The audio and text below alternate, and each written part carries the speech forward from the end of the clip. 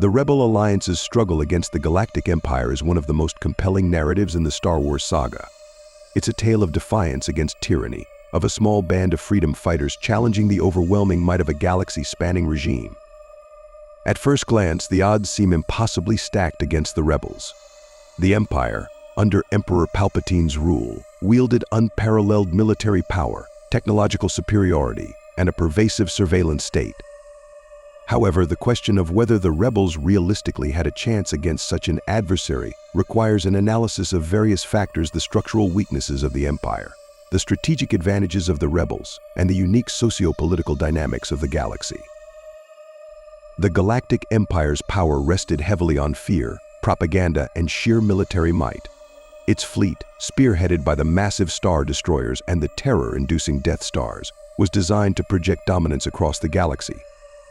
The Death Star, in particular, was not merely a weapon, but a symbol of the Empire's ability to obliterate entire planets and any opposition. On Coruscant, the capital of the Empire, the bureaucratic machinery ensured that the regime's policies were enforced across its territories. Yet, despite its apparent invincibility, the Empire suffered from critical vulnerabilities. One of the most significant flaws of the Empire was its over-reliance on centralized power. Emperor Palpatine's rule was absolute, and he governed with an iron fist.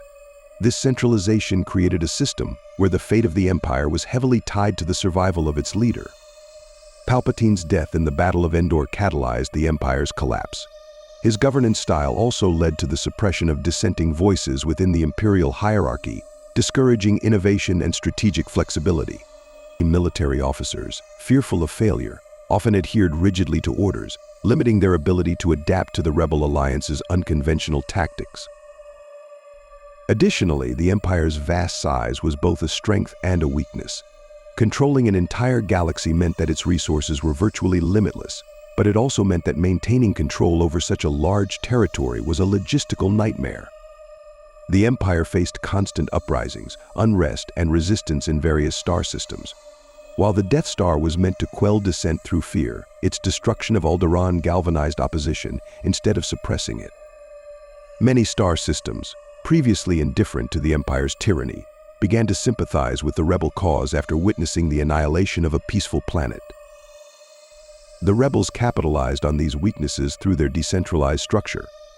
Unlike the Empire, the Rebel Alliance did not rely on a single leader or command center. Their leadership, comprising figures like Mon Mothma, Bail Organa, and later Leia Organa, operated collaboratively. This structure allowed the rebels to remain resilient in the face of setbacks, as the loss of any single leader did not cripple their operations. Moreover, their decentralized nature made them difficult for the Empire to root out. Rebel cells operated independently across the galaxy, striking at Imperial targets and then disappearing into the shadows. The Alliance also benefited from a diverse pool of allies.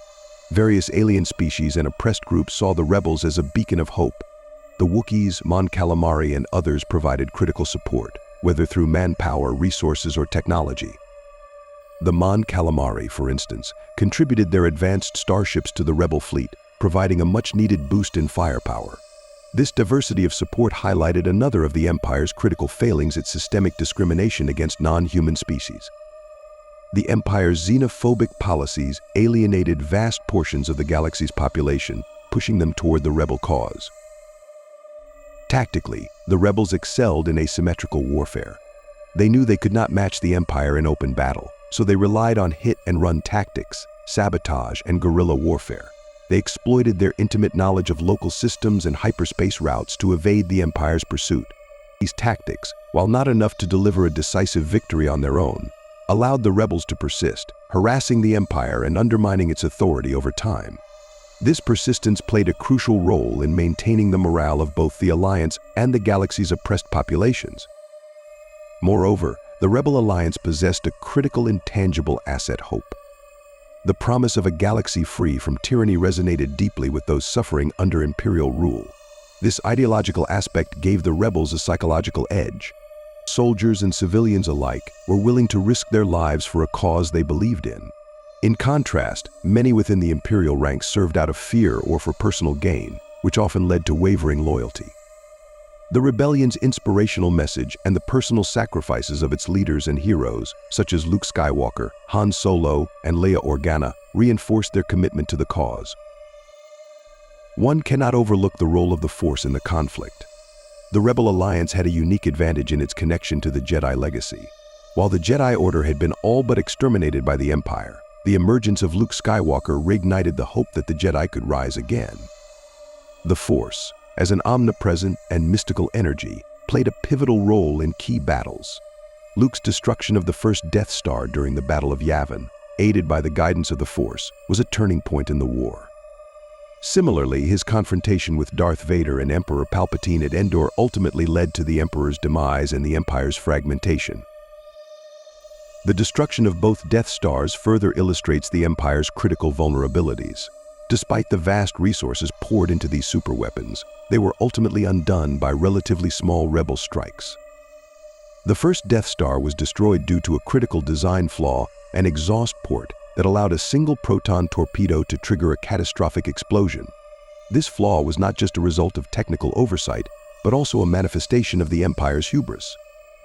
The second Death Star, though more heavily guarded, was still vulnerable due to the Rebel Alliance's strategic planning and the Empire's underestimation of their capabilities. Thus, while the Galactic Empire was a formidable force, it was not invincible. The Rebel Alliance's survival and eventual victory were not mere strokes of luck, but the result of exploiting the Empire's structural weaknesses, leveraging their own strategic strengths, and maintaining an unyielding commitment to their cause. Through persistence, ingenuity, and courage, the rebels managed to turn the tide of war. Their victory, while improbable, was a testament to the power of resistance against oppression, even in the face of seemingly insurmountable odds. Despite the numerous advantages held by the Galactic Empire, the Rebel Alliance's ability to persevere and ultimately triumph was rooted in its exploitation of key strategic opportunities and the inherent flaws in the Empire's grand strategy. The Empire's obsession with maintaining control through fear and brute force created an environment ripe for insurgency. The rebels understood that the true battle was not only fought with blasters and starfighters, but also within the hearts and minds of the galaxy's citizens. One of the primary factors in the Rebel Alliance's success was their adept use of propaganda and the dissemination of their cause.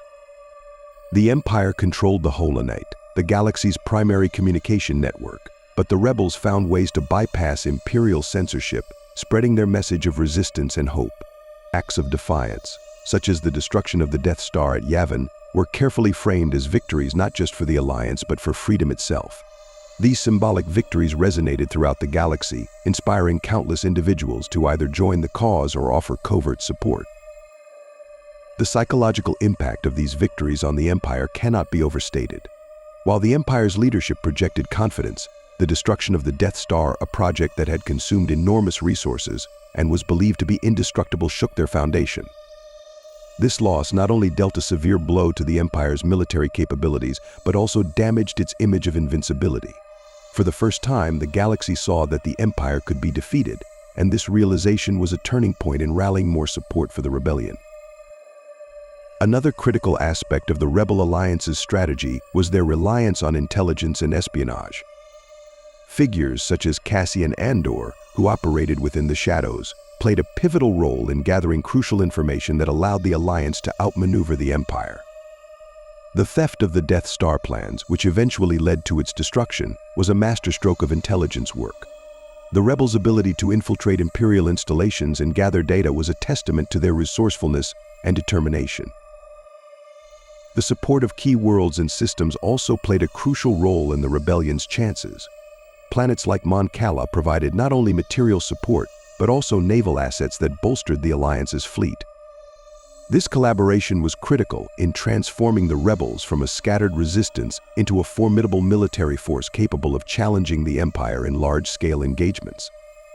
Furthermore, the loyalty of these systems demonstrated the growing dissatisfaction with the Empire's rule, particularly in the Outer Rim territories, where Imperial oppression was most severe. The Empire's overextension was another significant vulnerability.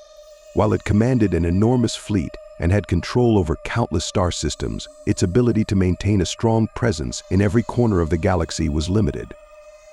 The sheer scale of its territory meant that it was spread thin, allowing rebel cells to operate in less patrolled regions with relative impunity.